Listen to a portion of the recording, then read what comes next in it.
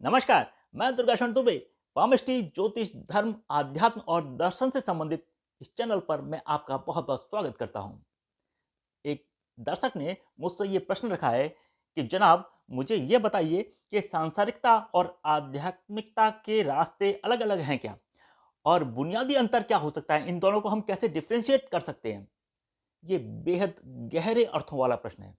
दरअसल हमें हमेशा बौद्धिक कसमकस के द्वारा जीवन के उन तमाम पहलुओं को समझने के लिए, जानने के लिए प्रयत्न करना चाहिए जो हमारे जीवन में बड़े मायने रखते हैं। ये जीवन को बड़ा सरल करते हैं, हमारी बुद्धि को ज़्यादा शार्प करते हैं, ब्रह्मांड के रहस्यों को और इन तमाम कॉन्सेप्ट को जो हमारे लाइफ को, हमारे इवेंट्स को प्रभावित करते हैं, उनको समझना बहुत आवश्यक होता है। ये हमारे जीवन को बेहद पारदर्शी, स्वच्छ, निर्मल और आध्यात्मिक तो बनाते ही हैं, साथ में के साथ हमें एक अद्भुत ऊर्जा से जोड़ते भी हैं। तो इस प्रश्न के जो जवाब में मैं इनको बता रहा हूँ, एक्चुअली इन्होंने मुझे नाम कोट करने से मना किया, लेकिन मैं मित्र आपको अपनी समझ के द्वारा जो अपने व्यूज़ आपके सामने रखने जा रहा हूँ, वो मुझे लगता है कि आपको संतुष्ट करेंगे। तो इस प्रश्न के जवाब में मित्र, मैं ये कहूँगा कि आध्यात्मिकता और सांसारिकता एक सिक्के के 2 पहलू जैसे हैं। उसका एक पार्ट आध्यात्मिकता है, एक पार्ट सांसारिकता है। ये दोनों अलग-अलग होते हुए भी कनेक्टिंग हैं। इसको हम डिफरेंशिएट एकदम अलग-अलग नहीं कर सकते।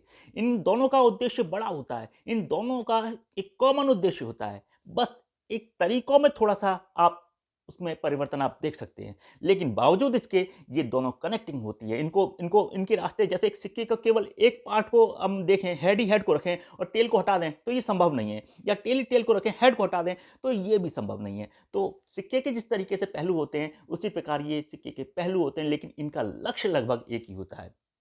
सांसारिकता से ही आध्यात्मिकता की ओर जाना ज़्यादा सरल होता है। गीता में भगवान श्री कृष्ण ने सांसारिकता के माध्यम से आध्यात्मिकता को कनेक्ट करने का प्रयास किया है। कबीरदास जी इसका उदाहरण है, रैदास जी इसका उदाहरण है, मीराबाई इसका उदाहरण है। ऐसे हमारे सनातन धर्म के अंदर तमामों उदाहरण हम मिलते हैं जो हमको सांसारिकता और आध्यात्मिकता के कनेक्शन को और इनके वृहद उद्देश्यों को बेहद बारीकी से समझाते हैं। मैं एक बहुत सरल उदाहरण के द्वारा आपको कुछ चीज़ें बताने जा रहा हूँ। जैसे कि हमारी जो इंद्रियां हैं ना, वो हमारी दृष्टि भेद करती हैं, यानी दृष्टि भेद के कारण हमारा बुद्धि भेद हो जाता है। हमारी जो इंद्रियाँ हैं, हमारे जो सेंसर्स हैं, हमारे ऑर्गन्स हैं, वो हमको जो चीज़ हमको विजुअल्स दिखाई देते हैं, जो चीज़ें हमारी समझ में आती हैं, उनसे हमारी बौद्धिक रूप से जो कशमकश चलती है, उनको एक डायरेक्शन प्रदान करती हैं। यदि उन डायरेक्शंस को परफेक्ट रूप से एनालिसिस टाइम टू टाइम नहीं किया जाए, उसको यानी उसको तर्क-वितर्क और उन तमाम जो अवधारणाएँ, उन पे उनका उनका जो परिमार्जन नहीं किया जाए, तो ये एक एक अलग तरीके की स्पेसिफिक अवधारणाएँ बना देती हैं। जैसे कि मैं एक उदाहरण आपको देता हूँ, जैसे कि सूर्य प्रतिदिन पूर्व से निकलता है। ये एक सामान्य सी बात है, हम सब जानते हैं, वो हम देखते हैं, और शाम को पश्चिम में अस्त हो जाता है। ये एक सामान्य सी घटना है जो हमें इंद्रियों के द्वारा ज्ञात होती है, और इस हमारी इन इंद्रियों के जो हमारे जो डेटाज़ हैं, वो हमारी बुद्धि को जाते हैं। हम फ़ील करते हैं, इस चीज़ को हम फ़ील कर रहे हैं। ठीक इसी तरह शाम को हम देखते हैं, चंद्रमा उदित होता है और सुबह के समय हमें अस्त होता हुआ प्रतीत होता है। तो ये एक एक चीज़ हमको दिख रही है, इंद्रियों द्वारा दिख रही है, एक सामान्य बात है। यही सांसारिकता है, यही सांसारिकता है। और आध्यात्मिकता क्या है? ब्रह्मांड में सूर्य कभी उदित नहीं होता, कभी अस्त नहीं होता। चंद्रमा कभी उदित नहीं होता, कभी अस्त नहीं होता। वो व्यापक रूप से हमारे साथ हर वक़्त मौजूद है। ये आध्यात्मिकता है। आध्यात्मिकता संसार के प्रत्येक चीज़ में इन्वॉल्व है, हर क्रियाकलाप में इन्वॉल्व है, प्रकृति के प्रत्येक कण में इन्वॉल्व है, प्रत्येक संकल्पना में इन्वॉल्व है। हर चीज़ जो हमसे जुड़ी हुई है या हम जिनसे जुड़े हुए हैं, उसमें आध्यात्मिकता जुड़ी हुई है। बस समझने की ज़रूरत है, बस देखने की ज़रूरत है। दृष्टि भेद कहीं बुद्धि भेद में परिवर्तन ना हो जाए। हमारे जो ब्रेन को जो सही तरीके से डायरेक्शन और जो परिमार्जन करने की क्षमता है, उससे यदि हम चीज़ों को एनालिसिस करें, तो हमको ये स्पष्ट दिखाई देता है कि हमारी तमाम क्रियाओं में, हमारी तमाम लौकिक क्रियाओं में और जो पारलौकिक क्रियाओं में, सब में आध्यात्मिकता उसका मूल है। उसकी स्पिरिचुअलिटी के प्रति हमारा आकर्षण स्वमेव है।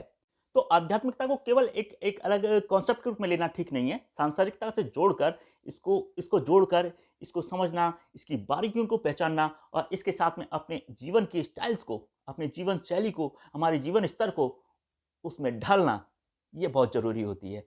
बस ज़रूरत है हमारे बुद्धि में, इस हमारे ब्रेन में उस डेटा को, जो इसी को जागना कहते हैं। मैं एक्चुअल बात बताऊँ, जैसे हम कहते हैं ना कि कई बार एक चीज़ हम सुनते हैं कि ध्यान क्या होता है, मेडिटेशन क्या होता है, या हम दर्शन के विभिन्न विषयों के अंदर हम जाते हैं। हालाँकि ये विषय थोड़ा-सा विषयोत्तर हो सकता है, क्योंकि दर्शन क्या होता है ना, फिलॉसफी की एक चीज़ से बहुत सारे रास्ते निकलते हैं। जब आप किसी एक चीज़ पे बात कर रहे होते हैं तो उसके साइमल्टेनियसली बहुत सारी चीज़ों में चले जाते हैं। तो मैं कहीं ऐसा ना हो जाऊँ कि मैं चीज़ों से भटक जाऊँ, इसीलिए बड़े कंसाइज़ रूप से मैं आपको बताने की कोशिश कर रहा हूँ। तो जो हमारा जो जागना है, अवेकिंग, हमारा होश में आना, वही आध्यात्मिकता है। हम कोई भी काम कर रहे हैं उसमें होश में कर रहे हैं। जब हम होश में कर रहे होते हैं, अपने यानी ब्रेन को बिल्कुल परफेक्ट तरीके से लेके कर रहे हैं, चीज़ों को समझ कर रहे हैं, उसमें इन्वॉल्व होके कर रहे हैं, तो यही आध्यात्मिकता है। और जब हम बेहोश होके कर रहे हैं, अंधाधुंध कर रहे हैं, हम सिर्फ केवल उसके एक पहलू को देख रहे हैं, देख ही नहीं रहे हैं बाकी तमाम पहलुओं को, वो सांसारिकता का सबसे निकृष्टतम रूप है। अन्यथा सांसारिकता और आध्यात्मिकता दोनों एक दूसरे की पूरक हैं, एक दूसरे को सपोर्ट करती हैं, एक ही लक्ष्य है इन दोनों का। लेकिन निकृष्टतम रूप यदि हम सांसारिकता का अपना जीवन उसमें इन्वॉल्व करते हैं, या उससे हम जुड़ते हैं, या उसके साथ हम अटैच होते हैं, तो फिर ये आध्यात्मिकता और इन चीज़ों के रास्ते अलग-अलग हो जाते हैं। ये निकृष्ट नीचे से ऊपर उठने की एक प्रक्रिया है, और ऊपर उठने की जब प्रक्रिया है, तो वो आध्यात्मिकता है। तो मुझे उम्मीद है मेरे इस रिप्लाई ने, मेरे इस जवाब ने आपके प्रश्न की जिज्ञासा को शांत किया होगा। आप भी ऐसे प्रश्न या ऐसे कोई विचार हो तो कमेंट्स में आप लिख सकते हैं। दर्शन, धर्म, अध्यात्म, दर्शन, ज्योतिष से संबंधित अनेकों अद्भुत वीडियो के लिए आप मेरे इस चैनल को विजिट कर सकते हैं। शेयर कीजिएगा, सब्सक्राइब कीजिएगा। शुक्रिया, शुभकामनाएँ।